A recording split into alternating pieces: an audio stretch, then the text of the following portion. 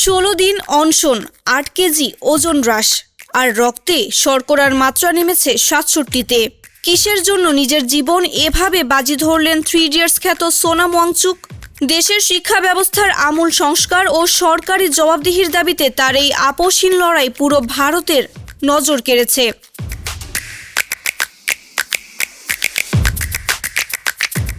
Medical ভর্তি পরীক্ষার প্রশ্ন ফাঁসের নৈতিক দায়িত্ব নিয়ে কেন্দ্রীয় শিক্ষামন্ত্রীর পদত্যাগের দাবিতে এই আন্দোলনের ডাক দেয় অনলাইন ব্যঙ্গাত্মক সংগঠন ককরোচ জনতা পার্টি।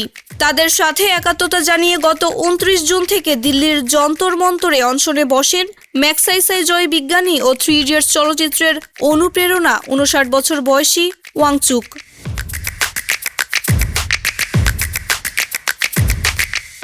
বিবিসিকে দেওয়া সাক্ষাৎকারে ওয়াংচুক বলেন, বাইরে থেকে দুর্বল হলেও ভেতর থেকে তিনি শক্ত।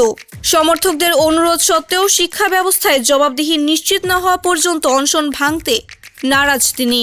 ক্ষমতাসীনদের উদাসীনতার প্রতিবাদে এবং দাবি সরাসরি সরকারের কাছে তুলে ধরতে আগামী 20 জুলাই পার্লামেন্ট অধিবেশনের প্রথম দিনে সংসদ অভিমুখে বিক্ষোভ পদযাত্রার ঘোষণা দিয়েছেন আন্দোলনকারীরা।